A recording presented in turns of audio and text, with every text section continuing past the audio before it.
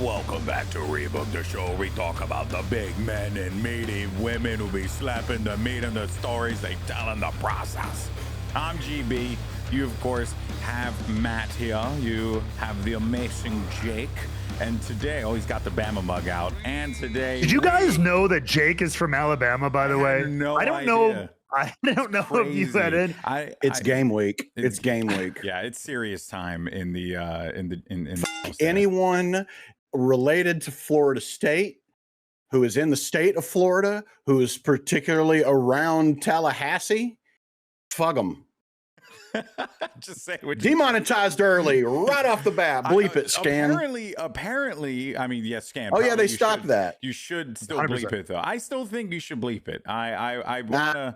No, okay. Oh my word. Okay. Well, in any case, don't forget. By the way, if you happen to enjoy what we're doing here, make sure you go ahead and subscribe right here on YouTube. If you happen to be a podcast enjoyer, feel free to check us out on all the different podcasting platforms. It's super easy to find us. All you got to do is go to rebookedpod.com. And if you just want to stay a little connected with us, you can join our Discord. You can also find that at rebookedpod.com. Last week, Matt, because Matt, you were in town, or not in town, you were sick, you were ill. Yes, how you feeling? You recovering well? Yeah, no, like I'm fine now, but I know I'm getting old when because I literally the night before Purple I was like, eh. Well, I was like, I was feeling kind of meh, but then the next morning kind of was a little worse. I was like, oh shoot, this is really gonna kick my butt. But it wasn't anything. I didn't get like knocked on my ass, but it was like a bad cold. Like it was my throat hurt, my head was the cruds bugging me. You had the cruds. That's the worst, man. Yeah. But dude, up until like recently, the cruds was like a day. It's like 24 hours, dude. I just felt crummy. Not like on my ass, but just crummy for like 3 days. Yeah. Like it wasn't until Friday that I was like, okay, I'm normal. I can go to the gym again. I feel better. Blah, blah, blah. Yeah. I was like, it just wouldn't leave. Yeah. It just wouldn't leave. It's scary how many illnesses are Sprite or 7-Up resistant these days. You know, actually, Cynthia, she came back from Peru. And she was like very ill, like just super sick. A friend of ours, I'd be sick too if I had to come back here. That's true. Ain't that the truth? But you know, the reason why I'm mentioning this, of course, Matt, I'm glad you're doing better, is because last week we did some fan comments. We decided to start the show off by seeing what the people were talking about, you know, in our comment section. So this time around, we got 2 more comments here. This one's from Greater Than Harrock, which we have talked about in the show in the past. So shout out to them. This one was about Mercedes Moné, saying that Mercedes Moné should lose each title. Oh, wait, no, that's not it. But that was what we did last week. Sorry about that. That was last week. That was last week. I will... But worth mentioning again. Didn't lose the titles. We will talk about that. No, this one came from... As a matter of fact, is +1 now. She won another one. This one actually is from Ranma Saotomi, which I don't know if that's connected to Ranma Half, because it does have the 1-2 there. So I don't know if it's an old anime from back in the day. In any case, speaking on video games, because we were talking about games last week, why aren't there more wrestling games? We used to have a bunch of WWE games back in the day, but now 2K has a monopoly on those. There was also the Ukes games with Day of Reckoning and even weird stuff like Rumble Roses. The only other recent game I can think of is the AEW game, which was a Ukes return. I would love to see good indie wrestling games that had much of the features like 2K games and also the Ukes games, but was brandless with original wrestlers. There are some indie, there's like one I know on Steam that you can check out. That's like a literal independent. There's there's several mobile ones too, like IWF like or something Retromania. Like yeah, Retromania. Well, so there's a Fire Pro Wrestling. I think is still has versions being made and updated. There's one. I don't know if it ever launched. I can look it up. I think it's like Pro Wrestling Booker or Simulator. I've seen that one. Yeah. Well, there was one that released 2 years Pro ago. Wrestling Sim. Yeah. There's one that released a couple years ago that's not, I mean, it's not a wrestling game in the sense of like what you're wanting, but there was the RPG style wrestling game, WrestleQuest. Yes. That Skybound Yes. did. Yep. That game actually was incredible. Retromania there too is one Retromania. that uses a lot of like indie guys. Yeah, WrestleQuest. If you want a fun, turn your brain off. But and look, I understand what this person's asking for. By the way, they're asking for just Ukes wrestling games. You know, Yeah, like yeah. the No Mercies of the world and whatnot.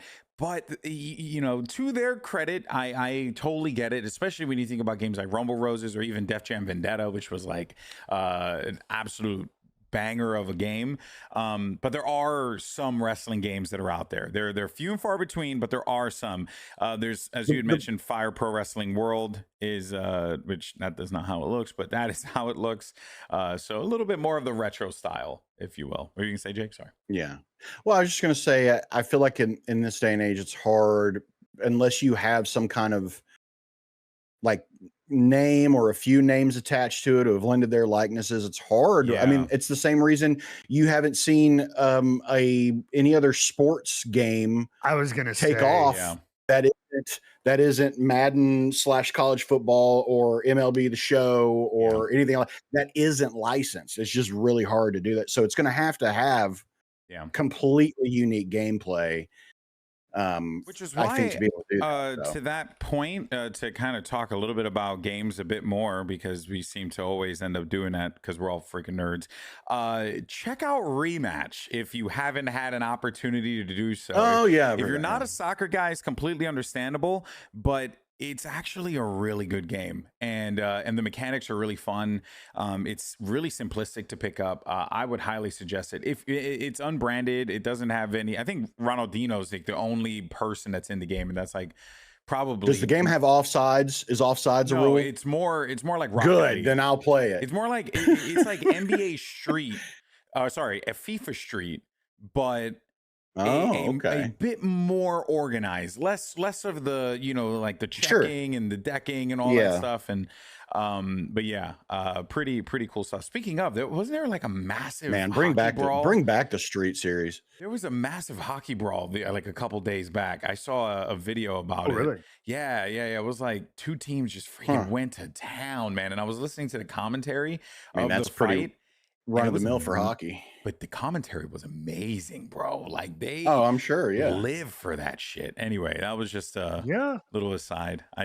I'm always impressed. Good commentators, always impressed.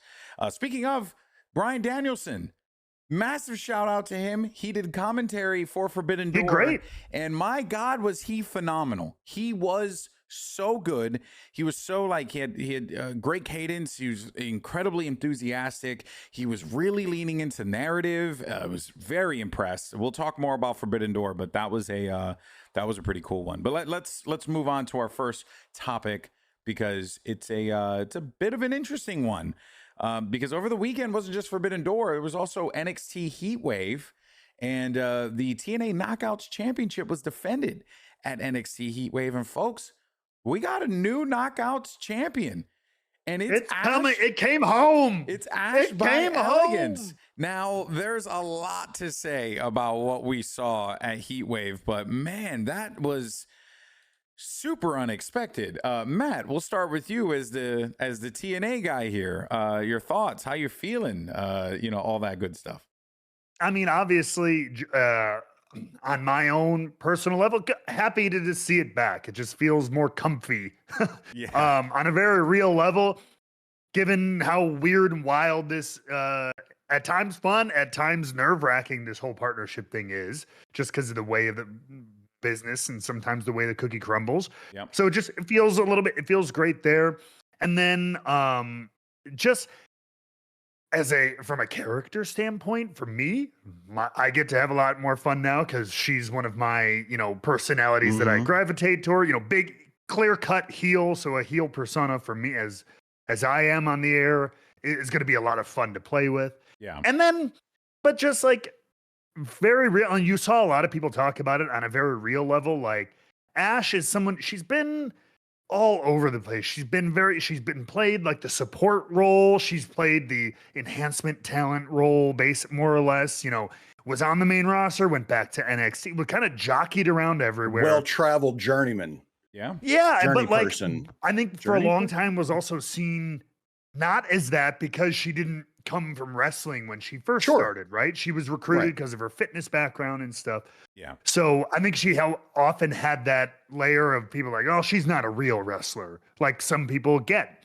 And but she did keep working, and then she came to TNA, still had this very over the top personality, but put in the work. And like so many people like to give TNA this whole like, and it's true, but like this, oh, WWE reject, right? Or like, oh, when you get fired elsewhere, you come here. We are smaller. We do have less money to throw around. That's a lot of it. But I will be damned if anybody who does come here, whether it's your first, your second chance, your third chance at trying to reinvent yourself, you become a better wrestler by being in TNA. I agree. I will die on that hill. I agree with and that. Ash getting to work with people like Deanna before she left. Oh wait, I don't even know if they crossed over, but Jordan Grace for sure. Yeah. Working with like Trinity when she was here, and just she has become a better wrestler, and so this is well earned outside of the TV side, outside of the character side. But I mean, from a character narrative standpoint, bringing it back to the show here. Yeah. I mean, she could be as insufferable as she wants now. Oh, there's so much meat on. Yeah, with them already having the tag titles too. Yeah. It's the old adage, right? Yep, drape them with gold. And gold, baby. That's right. And for characters as entertaining as this, it's really cool, and you get to play with that dichotomy of everyone in TNA should be celebrating to have a title back, but it's in the hands of an insufferable heel. Yep. So you have that little like friction there. So that'll be fun to play with too. Yeah. I will say my only real criticism of this was that Masha was the one who took the pin. I did feel like it should have been Jacey, because then it leaves Masha an opportunity, but now Masha's kind of like, well, she took the pin, and I guess, you know, what happens here for her, you know, her like ability to be able to continue anything onward with, because I think the thing, hey, look, they could still have Masha face Ash. It doesn't really matter ultimately at the end of the day. But you lose a little bit of the, you know, the story oomph, because Masha could say, Jacey lost. I deserve my shot. What are you going to say, Jake? But I think it's fun to like give Masha a bit of like an underdog vibe to a degree, because that's a good point. That's a good you're point. the one who lost it to TNA, or you're the one who lost it to NXT in the first place. That's true. That's true. And who had to save it? Ash. That's right. The Elegance Ash brand. had to save it. Yeah. Right. So now you still don't have your title back, and you've got to deal with someone just as insufferable. I agree. As the person who beat you. Like, so that provides an interesting dynamic, I think, for Masha, and can help her develop more of a character that we're wanting to see from I her. like that assessment of it. I actually do think that there's possibility. And if anything, it just helps to bring some normalcy back for some of the for like this title, especially because I think that like as much as it was cool at the time for Jacey to hold the title, like I think the TNA women's division is in a pretty good spot where you got a lot of great talent that can start to, you know, fight for that. And Ash is an incredible like character to bounce off of for so many people on the roster that you haven't really had in a while, you know, like not to take anything away from Masha or from Jordan Grace, but they were very much wrestling champions. You know what I mean? Where they would wrestle phenomenal freaking matches. They were putting on bangers. You knew that they were great. And then when Masha became champion, she was in a similar position, except now she was the one that needed to kind of like fight the NXT people. And she was fighting them a lot. You know, I felt like it was every other week she was fighting a new NXT challenger for the Knockouts title. But now you actually get to do story with Ash. You get a faction draped in gold. You get an insufferable character character who gets to lean into it. You have a commentator who's clearly going to just do everything that they possibly can to bootlick for the Elegance brand. It's going to be amazing. And that I think it creates great opportunities for people like Indy Hartwell, who I've been harping, week in and week out. Heck, even Masha has opportunities there, and even like the rest of the roster too, I think has just a clearer opening now than they did back then, I would argue. So anyway, I'm sure, excited but for this. And it'll be interesting because they still have like a united like cause. Yeah. Because now Regina George has the title. Yes. From Mean Girls. Yeah. And now everybody's still going to want to take it off of her. And that brings me to my point, like, because my initial reaction to your point, GB, with Masha taking the pin and everything like that, seems like she's on a bit of a slump, right? Yeah. In her narrative, in her arc. So my initial reaction was like, maybe it's time for a bit of a Masha reset. Go away for a little bit, come back hot with something else, or maybe a heel turn, something like that. But I was also thinking, and Jake, you led me right to it with Regina George. What if Masha Slammovich turned into Caddy? Yeah. From me, and the old infiltration angle to try to get a shot, because she has nothing to hang her head on, right? She did get pinned. She lost it to Jacey. She doesn't have like a contractual rematch or anything. So she needs to get her title match somehow other way. But can you imagine the Masha Slammovich character like getting made over and like put in pink and like dye her hair blonde and straighten it, and like she's just struggling to like maintain her cover of just a little bit longer. Yeah. Just a little bit longer until I can attack and strike. And I don't know. There's a lot of funny, like Masha, entertainment value there. Like infiltrating the Elegance brand, and it would even be fun one as well. Like even if she wanted to go like multiple directions, you're right. I hope that they, like, now that the belt with Ash, we get this stuff, like, make it silly, but also like set the stakes. There's great opportunities here, and I think Ash, she needs to. I don't want it to be a interference wins all the time, but I have a feeling that's probably going to be what this run is. So if you're going to do that, have fun with it. Like just go in any direction. I think we're ride or die no matter what. It's going to be fun. But yeah, so in any case, Matt, what's going on Impact this Thursday? Anything people should be paying attention to that you can share? I mean, we're going to have a little bit of the fallout from WWE Heatwave and whatnot. I don't have the preview in front of me, sorry. But also, speaking of the Knockouts division, though, last week we did have the Gauntlet match. And you mentioned her earlier, Indy Hartwell is the #1 contender. That's right. Or at least has a shot. It's no date or whatever, but it's kind of in her back pocket. She has a future opportunity for that Knockouts world title. So how that comes in, it starts forming and coming into play, whether it's Victory Road or maybe that's a little look ahead to BFG. We'll see. So keep your eyes on for sure, between the tag titles and the Knockouts title on the Elegance brand. Keep eyes on the Knockouts division. I think there's going to be a lot of movement both in tag teams and singles. Awesome. All right, well, we're looking forward to that one. Okay, so we go from TNA over to AEW because they had a big show this weekend, Forbidden Door, and it was a great show. I do want to say, like, I enjoyed a lot of the matches on the card, even if a lot of them we kind of knew where things were going to go, especially like the TBS Championship. I still very much enjoyed it. Like, there were some wild matchups, some confusing ones as well. I'll say, like the Cage Cope tag match with Kip Sabian and Killswitch.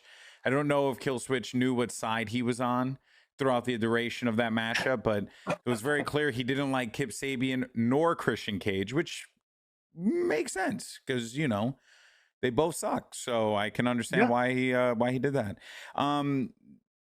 We thought we were going to get something with the Nigel McGuinness, Daniel Garcia bit.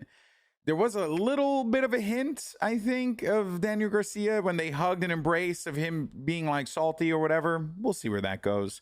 Nothing all that crazy.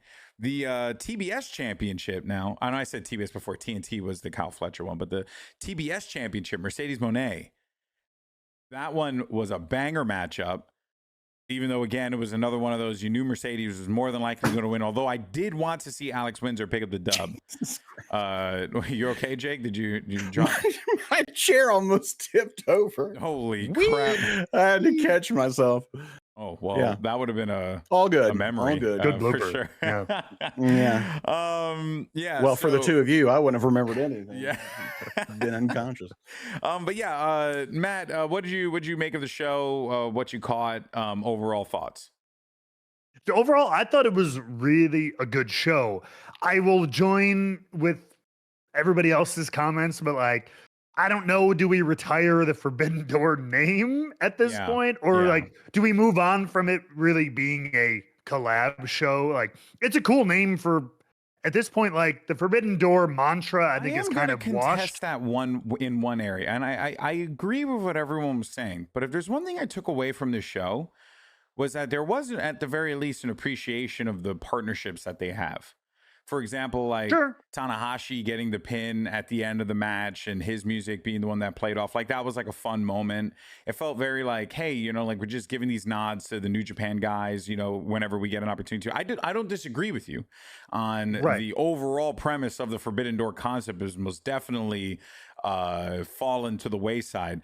Maybe this is better served at a show like Wrestle Dream, where it's more like about wrestling and everything like that. And that's supposed to be like the concept. And that also was inspired by like some lore from New Japan Pro Wrestling. So maybe that would be the better option for them moving forward, but I don't know. But I do agree. I saw what they were doing, but I agree with everyone that maybe it might be time to just say, hey, goodbye Forbidden Door for right now. It's okay. Could it be that we see it too much? You think that's what it is? Like, is it well, if it was less frequent, like every it's couple more of years, where New Japan Pro Wrestling is as a promotion right now. Okay, you see, like when the Forbidden Door concept came about, you had Okada there, you had Ibushi there, you had Ospreay hadn't signed yet. He was still New Japan, and so now AEW is American New Japan. They took everybody. They took everybody.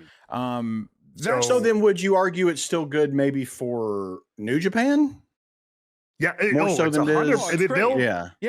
they'll take any scrap they can get. That's why I'm not bothered by it, because it is good for New Japan. Like, it does expose people to New Japan, and you know, like the crowd was popping for Tanahashi. They liked it. The crowd loved what was this? My God, Hikaru.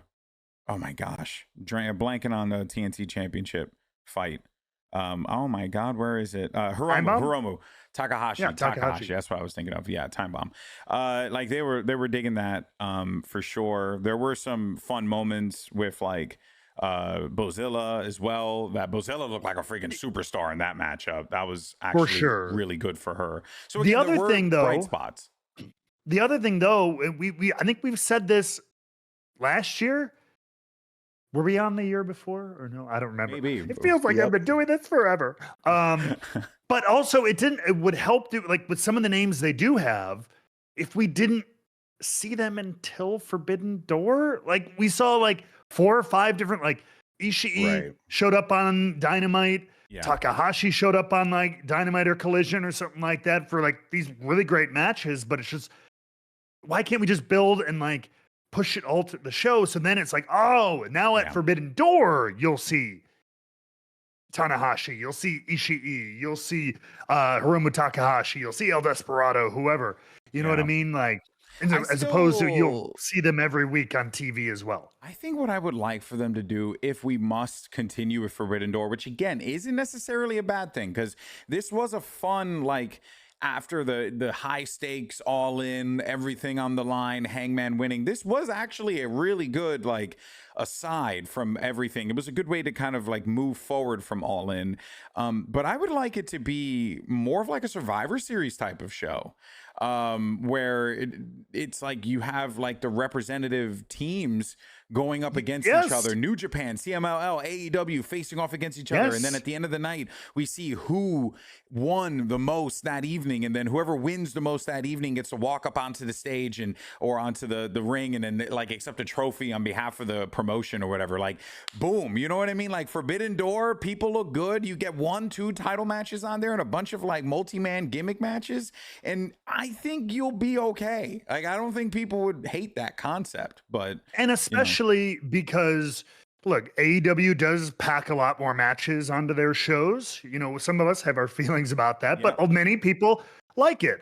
And so if you did something like that, you could still like do maybe 4, maybe you mean more than that, like 6 interpromotional matches, right? Yep. Or 5, it's best of 5 or whatever. One match with like your top guys without a title right now. Let them fight each other.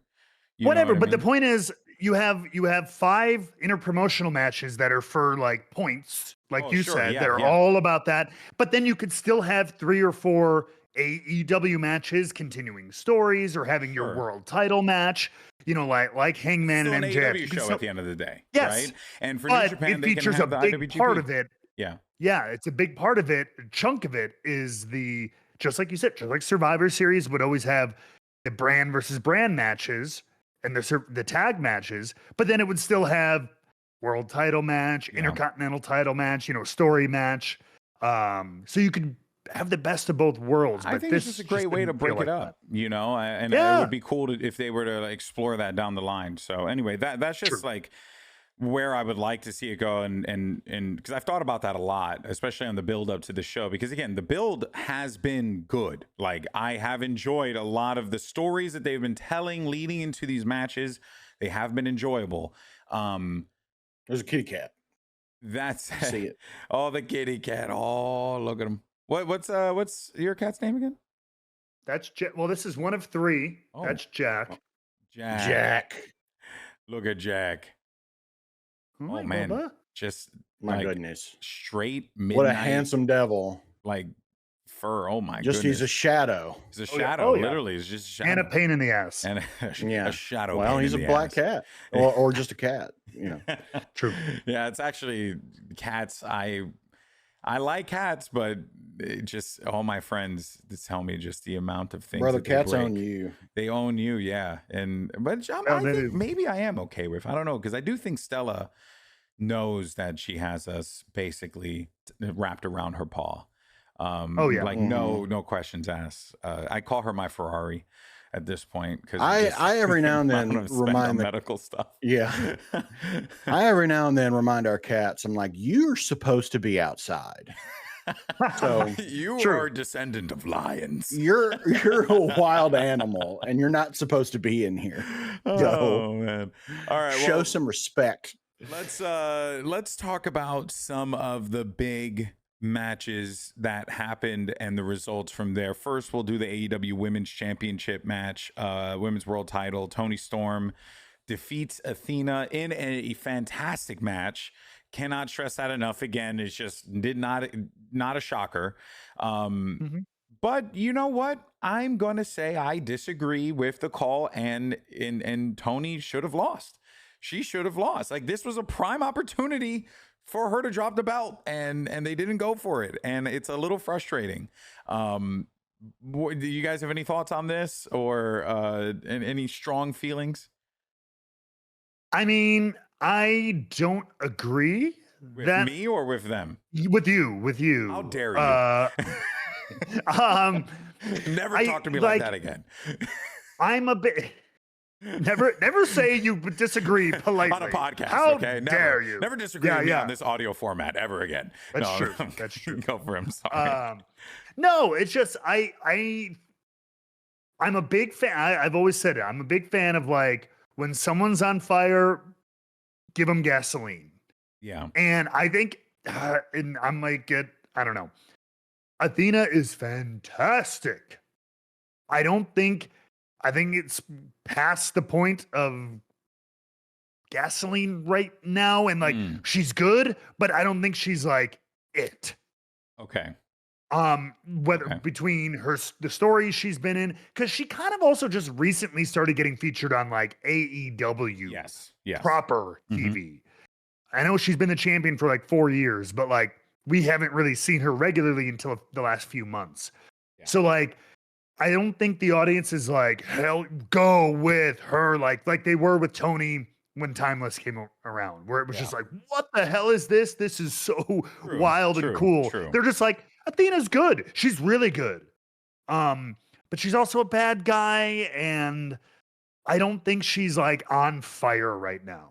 I think she's very good. I think she needs a little extra spice character-wise to be like on fire. Okay, I can agree with that. I guess it was just I had been following Athena from Ring of Honor, so for me, I'd seen so much of Athena. But you're right, this was definitely one of those like, Athena's on the main roster now, and let's go ahead and showcase her in a really high-profile matchup against our world champion, and everyone can see how great she is, and we can all be introduced to her lore and her character and her, like minion and all that stuff, and it worked. It worked. I mean, people now know Athena. She's going to be regularly featured, and we'll see where that goes for sure. I think with Athena, something you could do that I think could kill two birds with one stone, or better yet, make two stars with one stone, is I think there's a huge opportunity, if done right, to have Billy Starkz turn on her, cost her the ROH title, whether it's Billy winning it from her in a weird kind of scenario or costing it to someone else. And you make Billy Starkz a big heel, and you turn Athena into a hot baby face. Yeah. And I think you could give them both a little bit of a jump start in different directions. Yeah. There. She's been a heel for a minute, so that would be and Starkz has been a heel too, but she's been the minion. Heel. She's literally been a hench person. You know what I mean? Like, and you could turn her into a heel player, and then Athena into a baby face, have them two fight over it, and then really kick Athena into gear. Yeah. I like that. I don't know. No, I actually think that you have persuaded me. I am swayed. I consider myself swayed. We'll save the lights out for the end. But the next one, of course, is our AEW Men's World Championship, which is, of course, Hangman Adam Page against MJF. This one was a great match that then kind of got a little crazy with the overbooking on some elements toward the end there. It was a couple too many grabbing of the referees that I was a bit too uncomfortable with. Hangman did do a deadeye through a table. I mean, that was technically not what he was supposed to do. But ultimately what I did come out of this with was Hangman and MJF are your guys. And you got some good stuff here. And I also think that there's some other story bits as well, because I want to actually tie in the results of the tag team title matchup, because Brodito wins. And now that one also too was a little bit of a mess, but Brodito won, which was a shocker result. FTR didn't get it. Me and Jake thought that FTR were going to get it. And that Brodito were just really there to take the pin. No, that was not the case. In fact, it was the other way around. But the Gates of Agony came out with Ricochet to interfere in the match. And MJF has been working with the Gates of Agony and Ricochet in recent weeks. And there's been this whole like, oh, everything's fine. Oh, we're good. We're chilling. We're okay. And I have a feeling something is going to be afoot eventually here because now that we know that MJF did not use his contract for this match as well, which is another thing that they have confirmed that you no longer can do. You can't just run in like Christian Cage did and sign the contract and then get the match. No, you got to have a week's notice. First thing, before we talk about that, how do you guys feel about that? Because I actually very much like that change. I was like, that's cool, because the other version was just too similar to Money in the Bank and the Money in the Bank, right? Yeah, I agree. Yeah, right. That was a good decision. So yeah, there's a lot working here, but Hangman does retain, which we did predict and call. What's next for Hangman? And what's going to happen with MJF and the Hurt Syndicate? Because this surely is not over. There's just no way, not with what happened at Forbidden Door. I mean, you saw also my connective tissue is Ricochet and Gates of Agony you could call it a backstage promo, but it was really just them backstage. They showed the footage on their phone of MVP ripping up the Hurt Syndicate business card and, kicking Ricochet to the curb from a few months back, right? Yeah. Yep. Ricochet basically being like, I haven't forgotten. That's why they did what they did.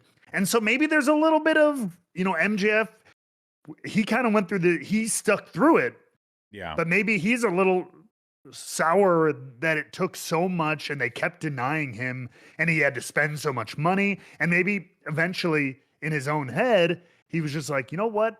Even if I get in, I'm going to make these guys pay for making me jump through all these stupid hoops. Yeah. So I'm going to get them back one way or another. And now that it's gone to crap so quickly, he's, well, whatever. Let's just execute this plan now. So maybe there is something with MJF, Ricochet, Gates of Agony. Maybe Hurt Syndicate become good guys. It would feel weird, but yeah, I feel like that's where they've kind of wanted them to go. I get the feeling they've wanted to make them baby faces, but I don't know. Yeah, it's hard to read what's going on with Hurt Syndicate because I feel like there should be like some big moves with them eventually. But yeah, there's also other like big factions that are like doing very well, like the Don Callis family, that look like they're on a pathway to even more gold. But Jake, any thoughts you have on just the circumstances overall? It seems to me that after you mentioning that the showing Ricochet's card getting ripped up and and MJF working with Ricochet, it sounds like MJF is building a group of hurt people. Oh no! And there are some people and hurt people hurt people. Yeah. So is that what's happening? The people. There are people that they have physically hurt and people that they have emotionally hurt. And MJF is building a group of people who have been the Lonely Boys Club. Yeah. Lonely Boys Club. Oh my God. Victims for violence. Themselves the male loneliness epidemic. That's what they should name themselves, the male loneliness epidemic.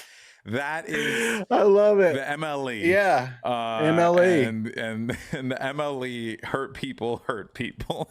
Hurt people. Dude, can you imagine MJF making that? Well, I mean, I guess it would Ricochet is kind of more fitting because he kind of mimicked some of his personality on it anyway. But MJF being this like Andrew Tate-esque, but instead of like hating women, he just hates other dudes. He hates other dudes, man. Yeah. It's dudes. It's Jack. We're supposed to be together. We're supposed to be bros. You broke bro code. Yep.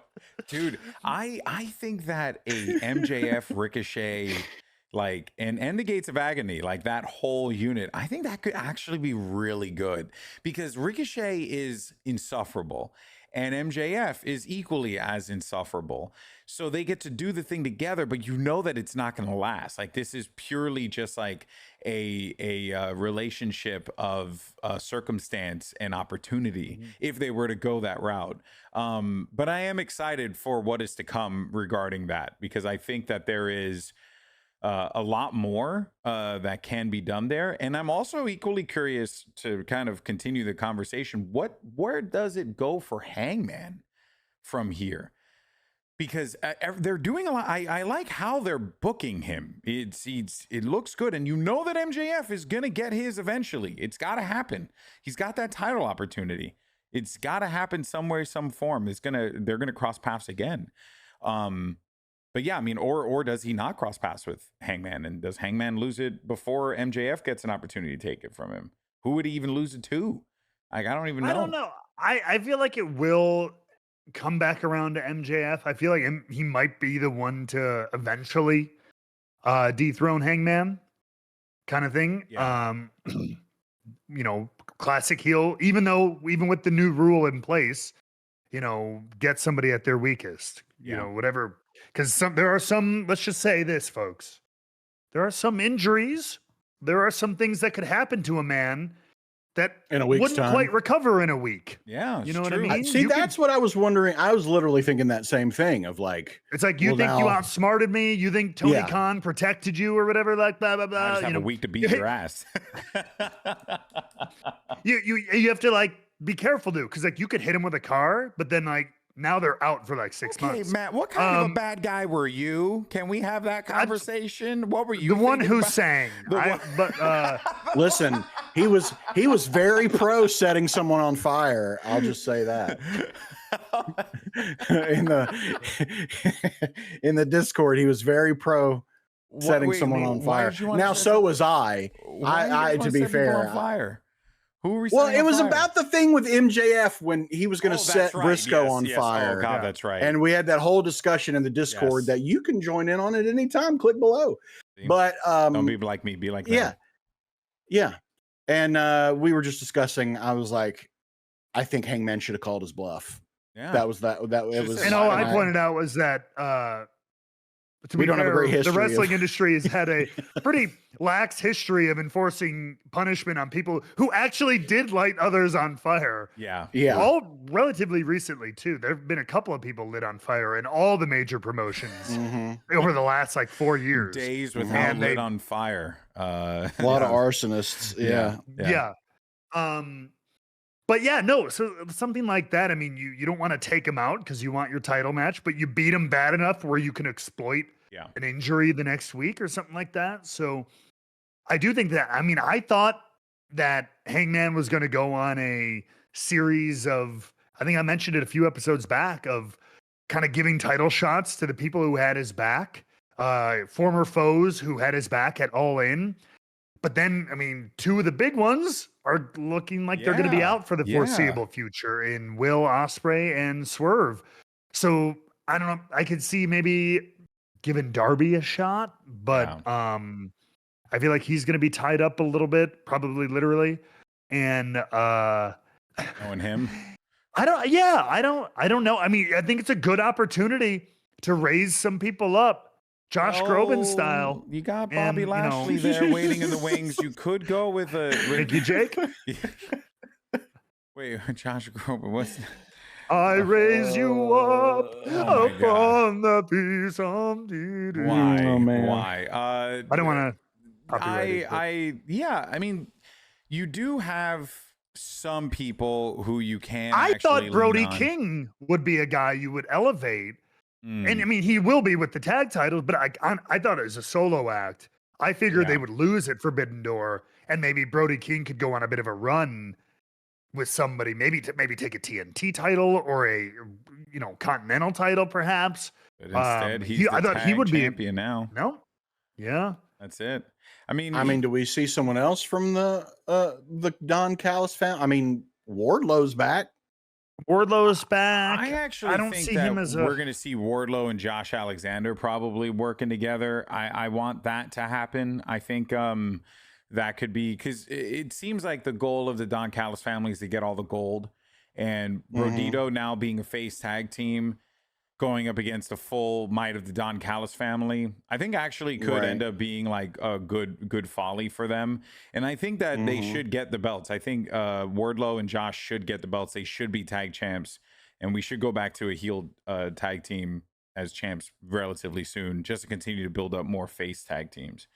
But yeah, I don't know. I don't know who would be there. Does Okada try and go for it? Do we have Okada try and like unify it further? There's the Don Callis family's full of people. The super unified. That's what I'm saying, bro. The super unified championship, undisputed, unified, continental, conjoined twins championship. I mean, there's a possibility there. The universal champion. I hated that. I hated it so much. Never say that again. So I don't know. Kyle Fletcher, could go for double gold. I don't see him beating the world champ, maybe, but it'd be a good match, and it could be a good story. We have All Out is our next big pay-per-view for AEW. That will be in September. So we have a long time of a few good weeks of TV to figure out where things go. I will say I have a feeling that All Out, it'll probably be Hangman versus, like, I don't know, it's just someone who could possibly fight him right now. Look, we're recording this, MJF obviously. again. It could be. They could go back to back. I don't see it.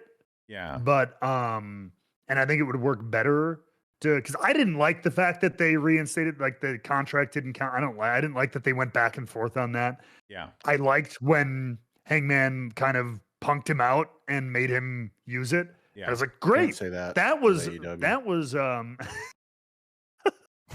Some PTSD, Sorry. punk, traumatic. Yeah. But I liked it, so I didn't like the way it was reversed. Like, I was with Jake. I didn't like the.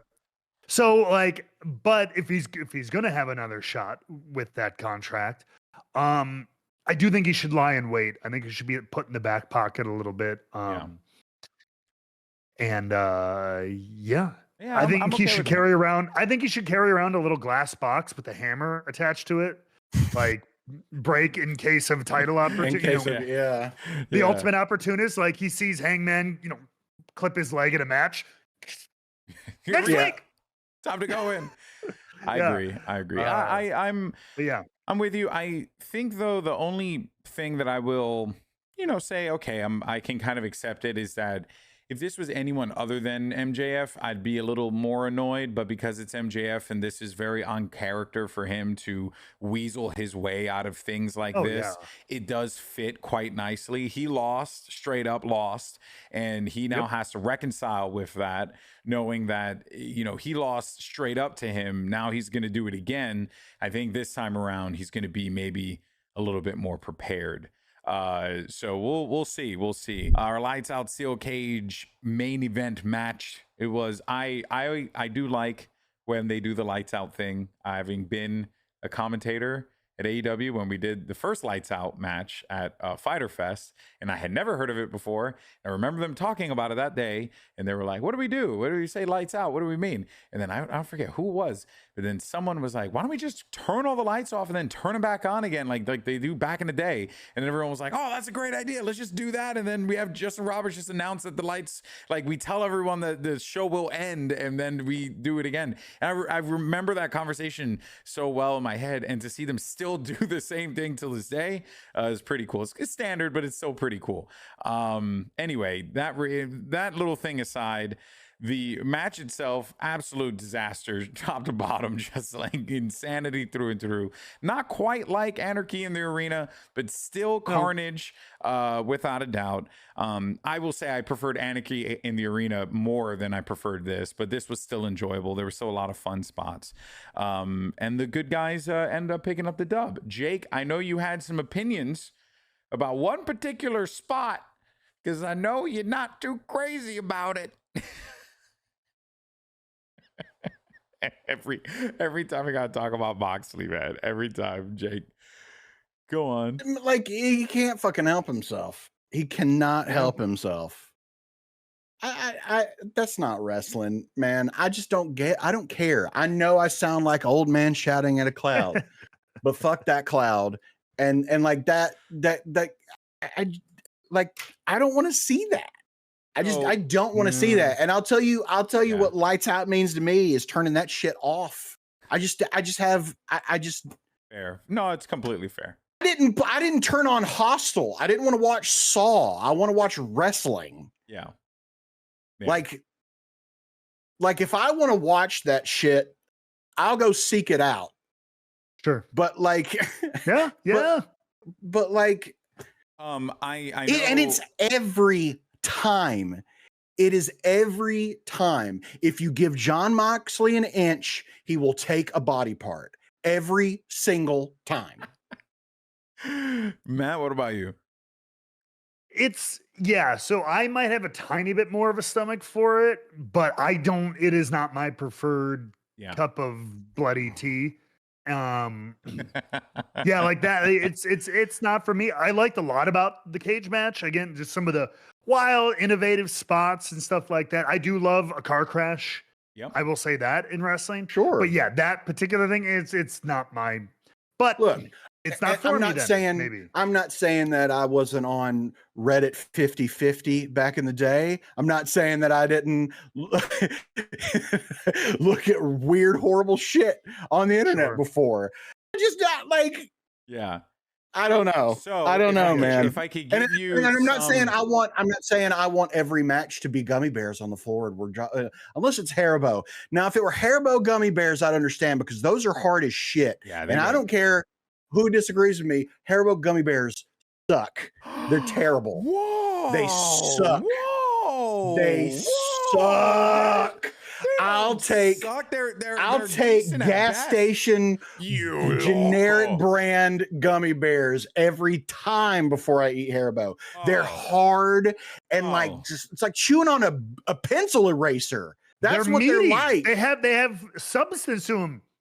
You think they're not meaty bears? They're gummy bears. I want them to be gummy. They grow them and they've raised them and put them in for protein. They're hardy. No. Okay. I like them that they're a little bit hardier and like. No. I don't like them just melting in my mouth. I like a good chew. I don't want them to melt in my mouth either, but I don't want it to be like chewing on shoe leather. You're one of these Albanese gummy bear whores, aren't you?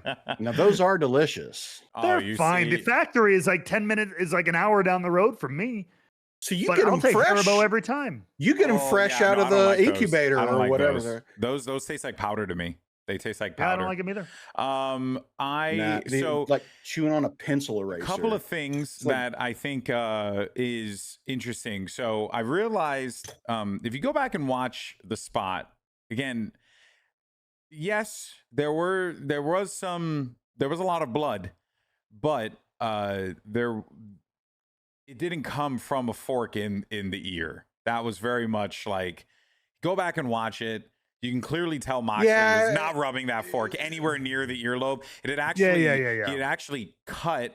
I'm assuming they had it planned already, but when he took the spot from Claudio off of the back of the ladder, his ear started bleeding, and I freaked out because I was like, "Oh my God, is Darby bleeding out of his ear? Because that is terrible, and they should stop the match." Like, as in, like, bleeding out of the ear, you know, like a little bit out of the ear, because that's like head trauma and all that stuff. But everything was fine. And then, like, no more, but 2-3 minutes later, they started doing the spot, and that's when I was like, oh, okay, so that clearly wasn't supposed to happen, but fuck it. And then they just like sent it.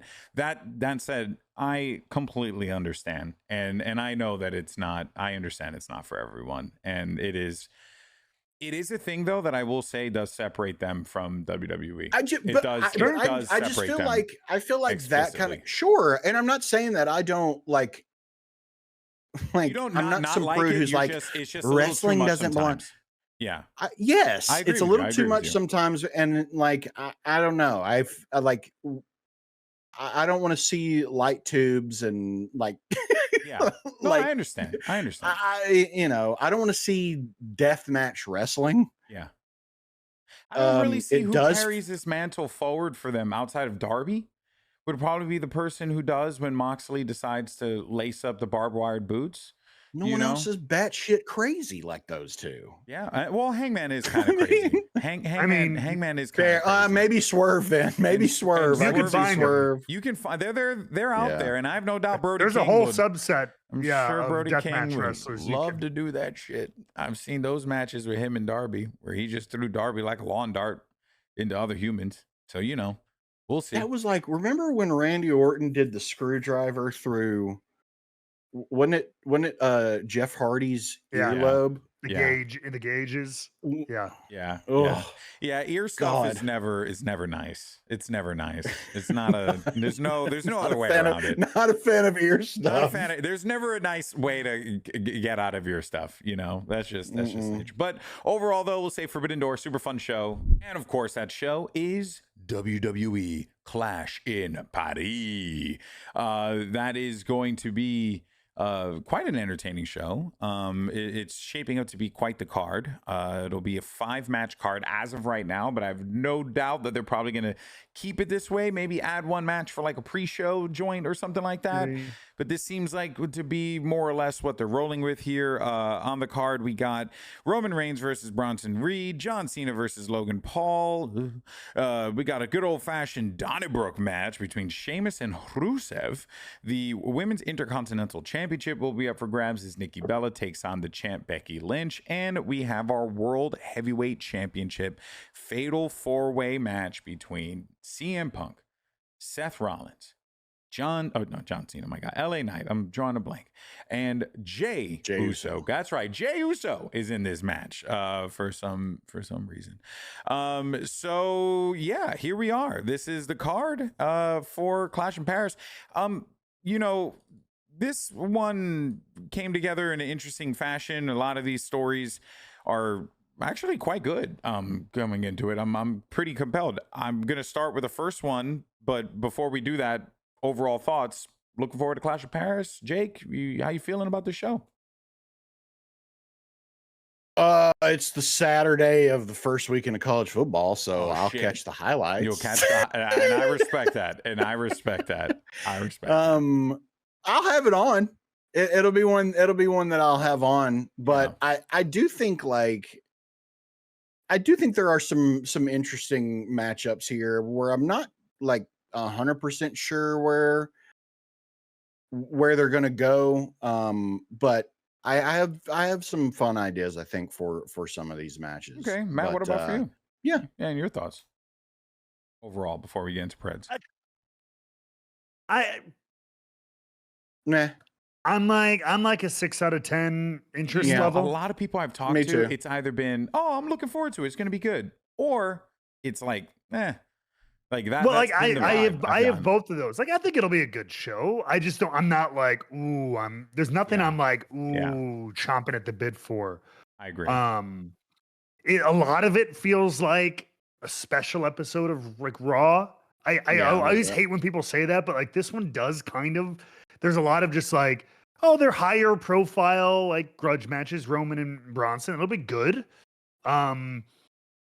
You know, like the Donnybrook match will be fun. They're gonna brawl all over. That'll be a good time. But like, it's all outside of like the world title match. What's that? There will be a 6 match. Stephanie Vaquer against an opponent that we don't know yet. No, I thought she was pulled from the show and will face somebody the following week. I could have that. Is that what it is? I thought she was totally pulled off the show. I thought they were announcing. Yeah, maybe that's what it is. I think you might be right. And we'll kick things off with the Donnybrook match because I will be transparent. This is the one that I probably care the least for. Yes. Not because I don't like both of these guys. In fact, I'm quite the fan. I just don't really know where, like, they fought so many times at this point. This is going to be enjoyable. It is going to be really physical, and it will be fun, but that's it. That's what the match will be for me. I don't really know where things come out of this story-wise. Because it doesn't feel like any guy is in a position to be clashing for a mid-card title anytime soon. And it doesn't feel like there's much in the way of direction outside of everything leading to a Donnybrook match in Paris. So, cool. That said, probably Rusev wins. I do imagine. Yeah, probably. I think Rusev needs to win this one. The guy you brought back, it'd be kind of silly to have him Sheamus lose. Is Sheamus. Yeah, exactly. Sheamus is Sheamus. He puts on great matches. He can be thrown in anywhere at any time, even if it's in a title picture or whatever. I mean, so he's got plenty of cachet built up. So I think Rusev needs to win this one. Yeah. I do want to give a shout out to the WWE graphics department. We said last week for AEW's graphics department, we got to give a shout out. Yeah. These are some really cool match graphics, and the whole Starry Night gimmick is really, really sweet. So shout out to them. All right. So Rusev for that one. Yeah. I mean, again, that one's like, that's the thing with this show, and I feel like you're going to notice it as we keep talking about it. A lot of it's just going to be like, yeah, I mean, that's probably what's going to happen, or, okay, we'll see what comes from there. But, outside of that, not too sure. We have the battle for the Shula Fala taking place next here, and that will be Roman Reigns going up against Big Bronson Reed. I personally think Bronson Reed should win this match. The Shula Fala has been the more unique thing that's been going on WWE TV. My guy's out there just trying to jack his shoes every week. It's actually kind of funny. So yeah, give me Big Bronson Reed, but they're probably gonna have Roman win. What do you guys think? Yeah. I'm in the same. I would like to see Bronson get a big tentpole win. Yeah. Even if it was with a little bit of shenanigans from Braun Breaker or something like that. He's a heel. Yeah. Fine. But it would be a not big decision, but I agree. I think Big Dog gets it done. At some point, you need to start, Jake, believing in your up and coming stars. And I would imagine that this is a prime opportunity for them to do that. But do you agree with me and Matt that this is very well looking like it's going to be a Roman getting his win and gosh darn it, getting his shoes back? I'm not saying that it's a lull Roman wins kind of thing, but I feel like either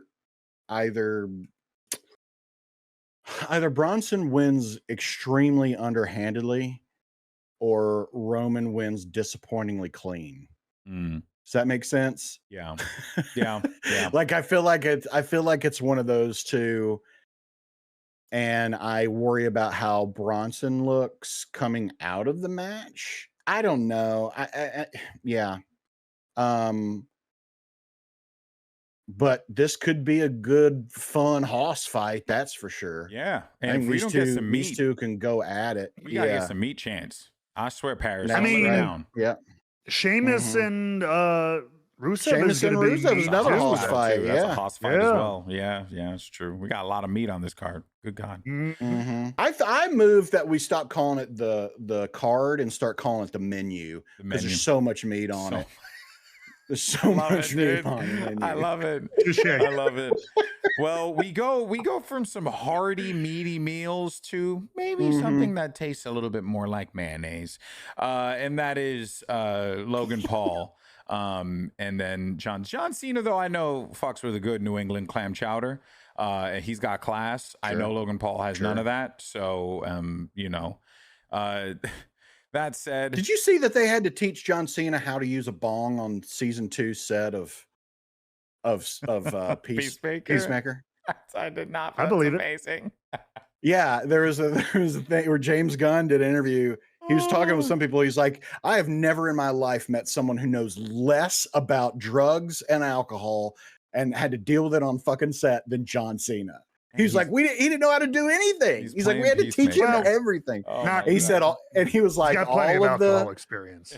Well, I mean, yeah, but he was like, he's like, yeah, the crew had to teach him how to use a bong, which they were all very happy to teach him. Sure. By the way.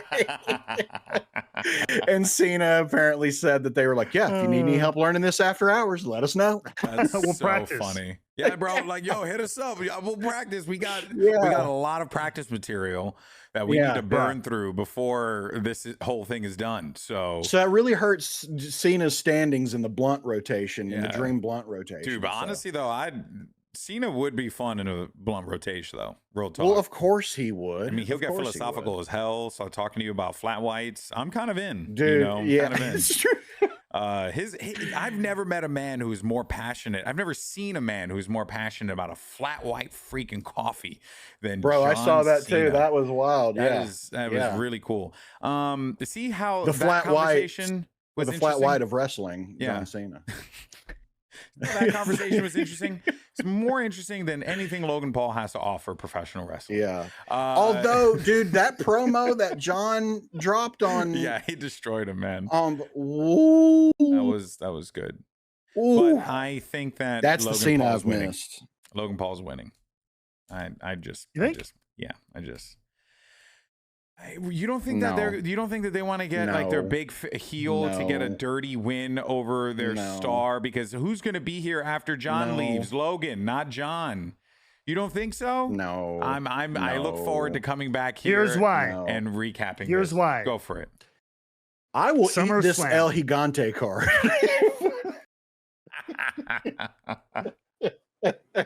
SummerSlam. Cena the guy and kind of the official, I guess the promo before was, but like the return of the professor of thugonomics, the hero John Cena, right? Officially, the big colorful entrance is back, but he lost, and then he got beat up by Brock Lesnar. John Cena in this right now, not overall, but like in this moment, needs a win, and this is the reestablishment of hustle, loyalty, respect, put the bad guy down, stand up. You want some, come get some. Victory in the main event. Like, this is a chance to kind of just reset the table with this John Cena. Clear cut heel, smarmy, chicken shit kind of heel that Logan Paul is. Clean cut, baby. This is just that black and white 101. Put the bad guy down. Yeah. Well, let's see. Let's see. I'm interested, and let's see if Brock gets involved. Yep. Because that's always that could very well be a possibility. All right, moving on though. We got and I'm sorry to anyone who's a Logan Paul fan, which if you're watching this show, I don't know why. Not. But I just could care so little for that man that it's hard. It's hard to talk about it. This one, though, I'm excited for because it's going to be fun to see Nikki Bella back in the ring. Our only women's match in the card, which is a little frustrating. Should at least be one more. But this one... Well, there was. Oh, yeah, there was, actually, and then they took it out. So, yeah, never mind. I stand corrected. You're totally right on that. Yeah. We have Becky Lynch, Nikki Bella. This just really screams to me. See, here's the problem that I have here, right? You only have 2 title matches on this card, right? 2 title matches. Yep. I don't think belts are changing hands at all for either one. No. I don't think so. That's why I'm feeling the whole special episode of Monday Night Raw type gimmick, because with this match, Nikki Bella, Becky Lynch, this is another one where it's like, cool if you gave it to Nikki Bella, that wouldn't be like bad, but also like, or maybe you do because you lost Naomi, and she'll be gone for a little while, and big match Bex can get the belt back. I don't know. What do you guys think? I kind of feel like Becky wins, and we finally see this new version of Bayley at the end of the match. Okay. Something like if it's not then maybe on Raw or something like that. Yeah. I don't, this is probably the match I'm looking forward to the least. I don't think Nikki Bella's here for the long haul anyway. Yeah. I think this is going to be a lot shorter run than people think. That's just my gut. So I think it's just Becky adds another notch on the bedpost, another name on the list, adds to her cockiness as most influential Intercontinental champ. Yeah. I've loved this heel run from her. Yeah, love it. Yeah. I don't think it's slowing down yet. No. Yeah. So Becky wins. Nice try, Nikki Bella. Maybe next time. Also, I do want to say that because I did get to see, I guess was it Raw or SmackDown? The one, I guess it was SmackDown that Becky opened, where she had the long promo and then talked to. It perfectly showed what's so great about professional wrestling to me, because she comes out in Dublin, her hometown, huge pops, all kinds of chants.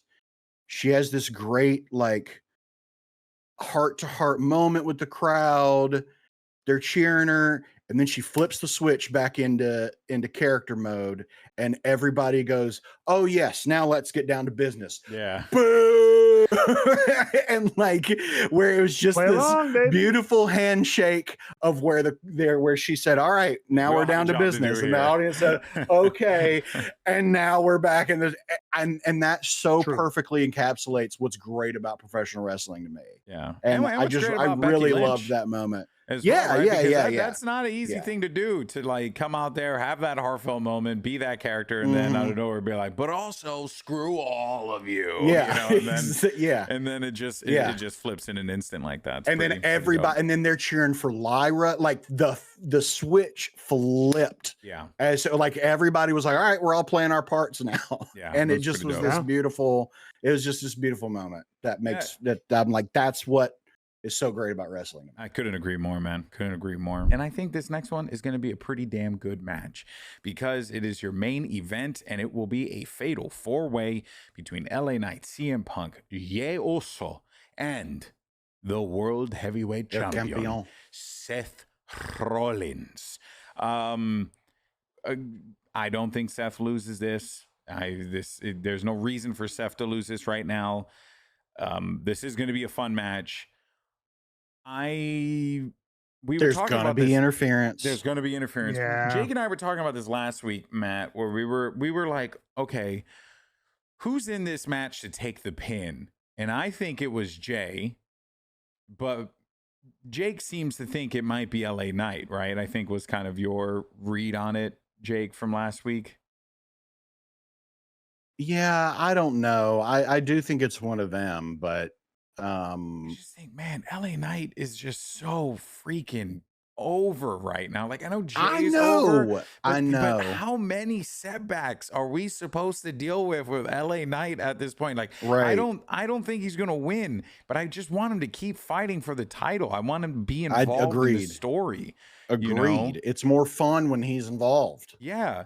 And again, I really feel like Jey Uso, dude, even last week, not last week, last Monday, like last night, bro. It was just Punk and Knight that were just arguing in the ring. And then Jey was just there. He was just there. Yeah, And a then little he- bit. And then he kicked That's him at true. the end. And then you're like, oh, yeah. And that was it. You're like, what the fuck am I supposed to do with this?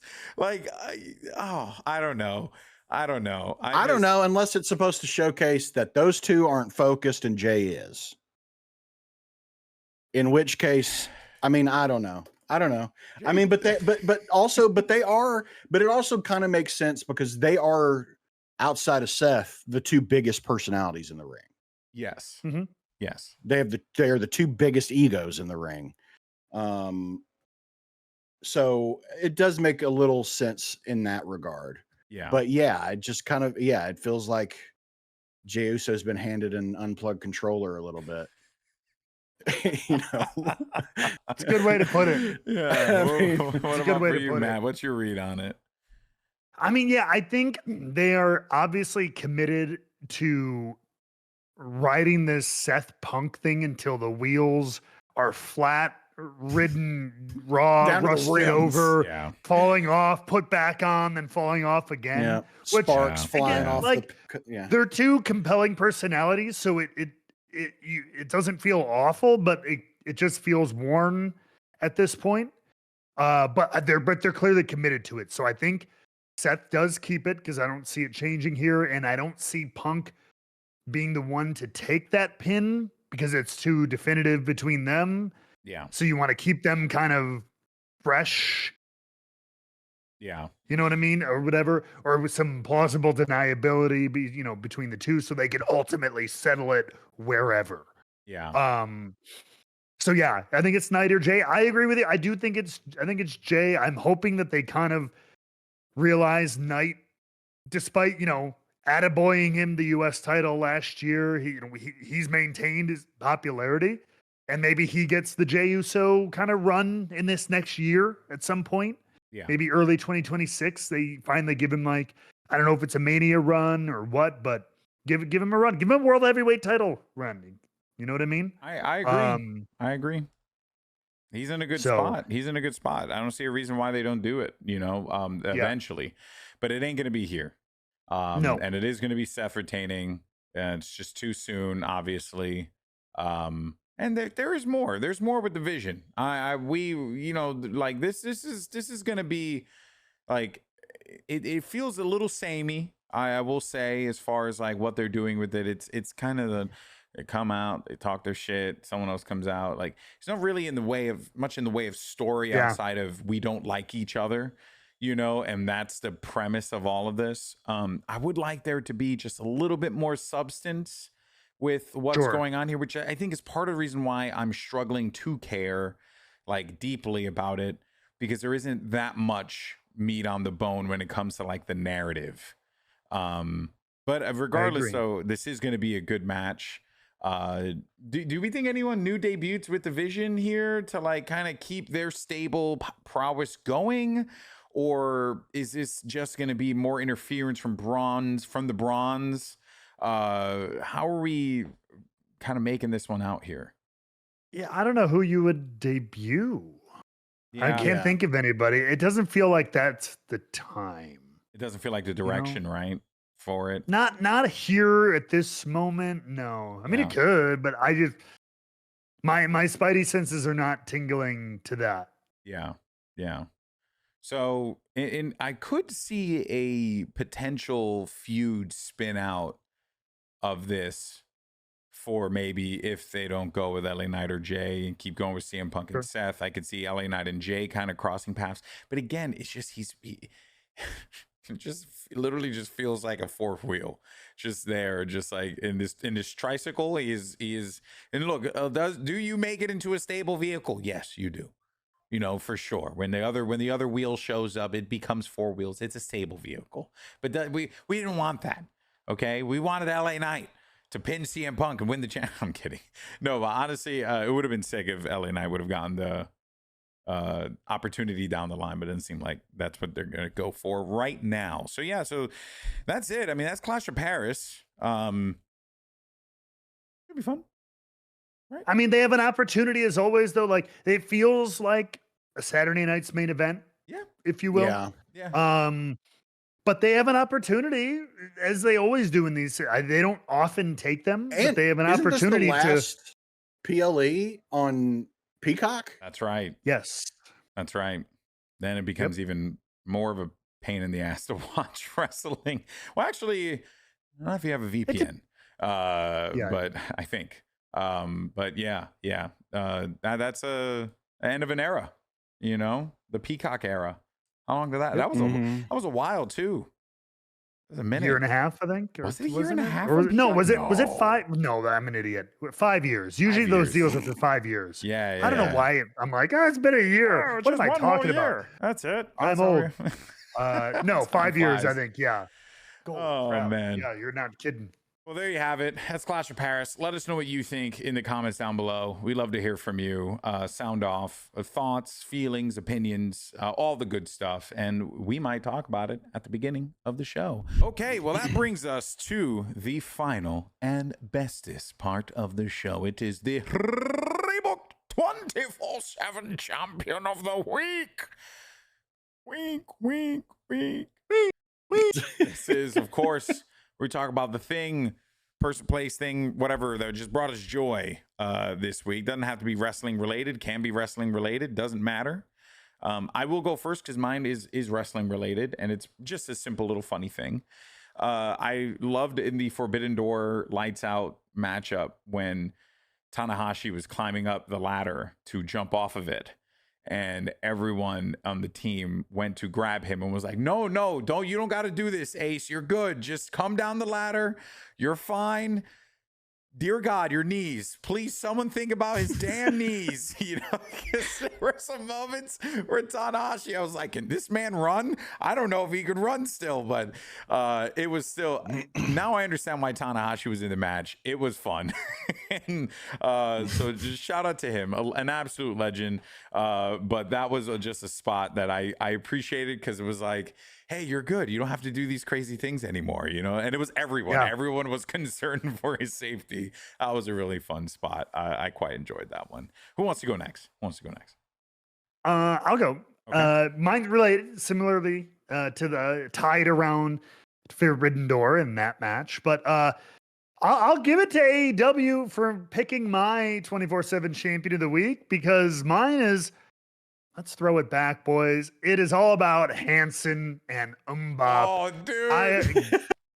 That popped me. That popped me. That was great. Popped you. Oh, no. Popped you. And popped me.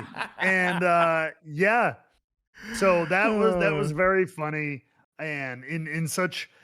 Normally, I don't like juxtapositions that much, you know, or whatever, like, because it was a heavy match, you know, this huge barbaric match we're on the horizon of. And then, but sometimes those moments of levity, it was, dare I say, it was very like MCU-ish of them. Yeah. You know what I mean? Where like in the middle of the fight for the universe, somebody's got to make a joke real quick before we Yeah, go back to yeah. punching. And it was So just really it was funny because it tied into it everything was. they've been doing with the Yeah. Bucks, like the whole like in the extras room backstage, the gummy bear spot because someone Yes. didn't load up the thumbtacks, instead of gave them the gummy bears. Like I appreciate those little things, and the Bop was just that was and I don't even like that song, and that was I don't just- either, but I did in that moment because it just popped funny. me. Oh, And then, man. yeah. So, Good one. yeah. That's a good one. Shout out Hanson. Shout out Hanson. Jake, what about for you? I have a feeling. No, you would be wrong. Mine is a much more serious. Okay. So you're gonna go back to serious thing. Bama, you know. No. My 24/7 champion this week is Psycho Stu. Mm. I don't know if you heard of this at all. I'm sure the both of you did. I don't know if everyone listening has, but this independent wrestler who was in Knox Pro Wrestling, Rikishi's Rikishi's company, and Rampage Jackson's son got in there and legitimately beat the shit out of Psycho Stu and put him in the hospital. Yep. And I'm just not going to mince words about it. He should be in fucking jail. Yep. He should be in fucking prison for attempted murder. There's a whole thing about, oh, he threw a beer can in his face before. Bro, there's video of Stu even apologizing to the kid. Yeah. And being like, hey, I'm sorry that got out of hand. I apologize. And him saying, we're cool. But then this fucker went on Kick during the show and is literally saying on his stream, I'm going to beat the shit out of this guy. I'm going to hit him until they don't let me hit him anymore. He should be in prison. Yep. That shit has no place in a professional wrestling ring. And I just he has no business being anywhere near the business or near a business again. Yes. That's bullshit. Anyone defending it or saying in any way that this is on Psycho Stu, Mark Henry, you're full of shit, bud. I'm sorry, but it's not his fucking fault. Yep. It's just it was barbaric. Yes, it was disgusting. It was heartless. It was inhumane. And it also just breaks my heart because it was like I knew what Kick would become when they first launched that thing. That platform is a cancer to the industry at large. The people who run that platform should be ashamed of themselves for just the sheer amount of disgusting and vile things that they have just allowed to permeate on that platform, all under the guise of we're just not moderating because we're not woke. Freedom. No, honestly, man, it gets to a point where you're just like, no, you are garbage people and you deserve all the bad things that will happen to you. And this is coming from a person who's very much surrounded by that space because of my world in esports and Kick being a player, even though I don't respect them in any way, shape, or form. It is vile. It is vile. This was only a matter of time. Kick have allowed horrible things like this on their platform. They're just as responsible because they should have flagged this shit and taken it down. They didn't. They even retweeted some stuff as well from of like the stream or whatever. No, absolutely disgusting. Just that whole family should be ashamed of themselves. Seriously, UFC and MMA in general, we need regulations. We need people to get mentally cleared, mental health evaluations, physical checkups. Like, they claim they do these things, but this is a private organization that does not get held liable. I do not believe it. Like, I think that especially nowadays, they seem to just be able to get away with whatever the hell they want because they're basically MAGA rallies now. It is absolutely dangerous. And yeah, I mean, I know it's a bit of a serious note. I didn't mean to go on a ramble there, but yeah, like, I mean, the guy and the guy's also, he's a veteran. Yeah. And he got into wrestling to help him with his PTSD. Yeah.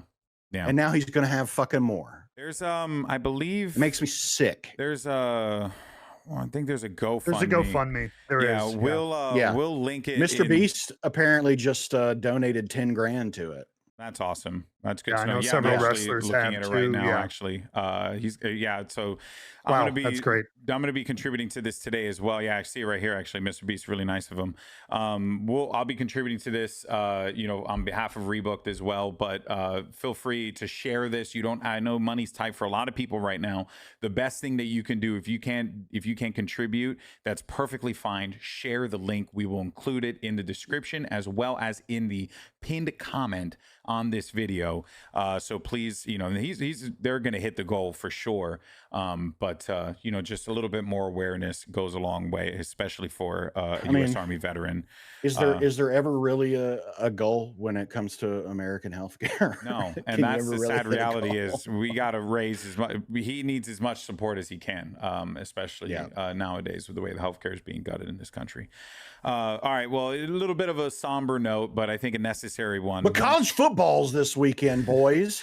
And I'm going to give you Jake's 3 count right now. 3 games you need to watch this weekend. Number 1, Texas versus number 3, Ohio State. Number 9, LSU against number 4, Clemson. And number 6, Notre Dame against number 10, Miami on Sunday. It's the best weekend of the year. There's wrestling. There's college football.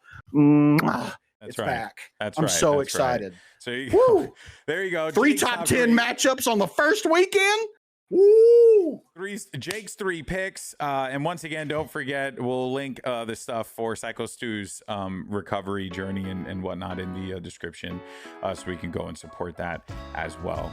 Thank you all so much for tuning in to Rebooked each and every week. We really do appreciate you guys. And we will see you next week with our thoughts on Clash of Paris, the aftermath of what happened from Forbidden Door, where we're going from there, and of course, what's coming up next for TNA, because we got Bound for Glory. We got Victory Road, as a matter of fact, around the corner. Bound for Glory as well. Lots of good stuff. Once again, if you want to check out Rebook, you can join us at rebookedpod.com. There you can click on all the links. Find us on social media platforms all across the industry. You can also check us out on pretty much every single podcasting platform as well as YouTube. Thank you so much for watching, folks. We'll see you next time. Peace.